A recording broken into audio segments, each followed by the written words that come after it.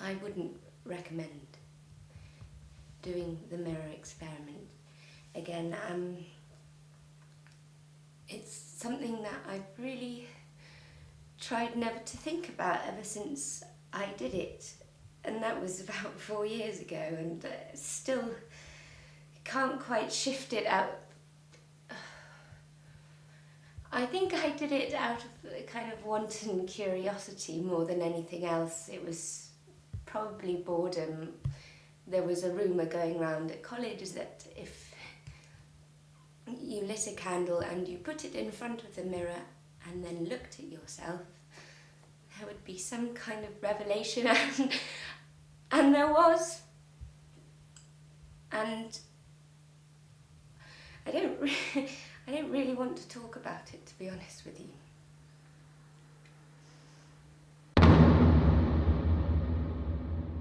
Hello, my name is Alexander Guinet, Alexandre. I'm French, I live in Paris.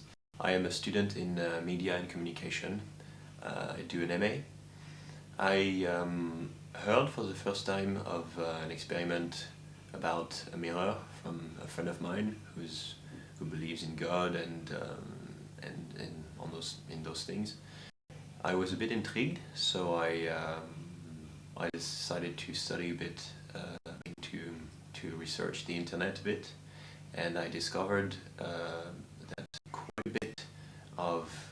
quite a few people in England and also in France and in Germany and a few in other countries who have heard of this experiment via the internet, have made the experiment. It has to do with a mirror and 5 steps. You're supposed to sit in front of it, place a candle between you and the mirror, and stare at your reflection for a few minutes. I don't know, depends. Some people say 1 minute, some other people say 5 minutes. I thought it was quite intriguing and that I could make a documentary about this, which I could then use for my final master report.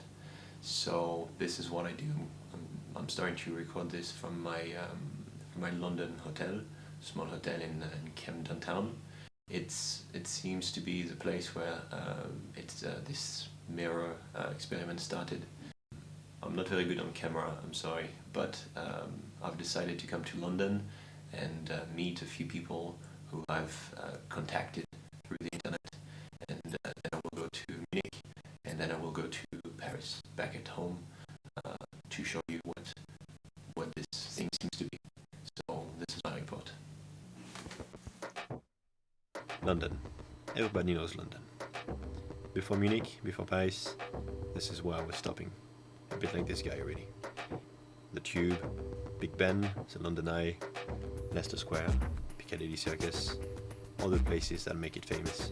The pubs, the phone booths, of course, the policemen, although this one had no hobby. Everybody knows London. But this touristic London was not exactly what I was here for. I had decided to go to Camden Town.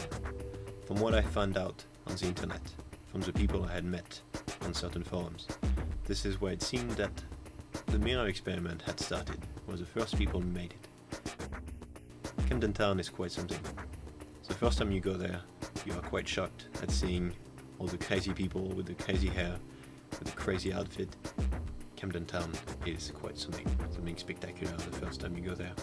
So I made my way through this crowd to go to the first person who I had been in touch with and to meet this person, a lady called Vanessa, the lady that you saw at the very start of this documentary.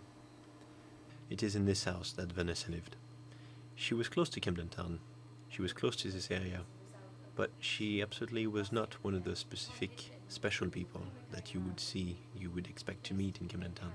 She was a very normal, quiet young lady who was now working for a firm, I think a law firm. She did not want to speak too much about the experiment, not more than what you've seen. So when she decided to leave, I did as well. To be honest, I don't think I can talk about this now. But after I filmed, she told me off camera that she was quite troubled with all the memories that this interview had brought back. I moved on to the next person, in London as well, not so far away, a bit further down, around Chalk Farm, which is one station above Camden Town on the Northern Line, the black line on the tube map. Although most people have a bad experience with the mirror, some people actually get a very good experience out of it, almost an enlightenment for some people. It seems to reveal something about themselves or about the world that they think is very helpful for them in this life.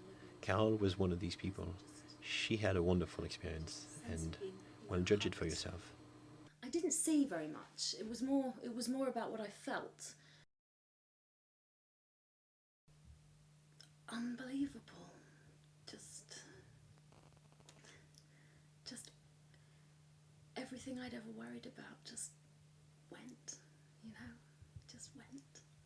There was no pain or fear anymore, and a great nothingness, just made sense. And I don't know, I just can't describe it. It's really helped me. It really helped me. Things that worry all of us, death and nothingness, and just don't anymore. There is nothing to worry about. There's nothing to be afraid of. I'll never be alone. I'll never have to worry about it. Perhaps John thought the same thing as well, that this was a wonderful experience.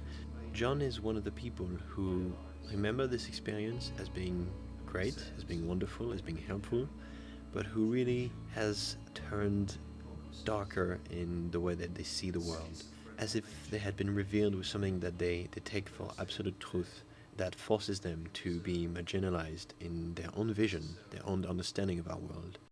I can never touch the tip of this finger with this finger, and I can never taste my own tongue. And then once you start thinking about these ideas, they lead on to wider ideas. When you look at yourself in a mirror, what are you looking at? How do you know it's you? Would you use the word life-changing for that experiment? Yeah, it's very subtle though. It wasn't a great cathartic, sudden U-turn and shift in my behaviour. I went about my life in exactly the same way, but I was 1 inch off the ground. After listening to John a little bit, although he thought he benefited from the experience, I clearly thought that he was mistaken in thinking that. 3 people in the first day was enough for me. I decided to go back to my hotel, chill out a bit, have a good night's sleep, and I would see the next 2 people the following day.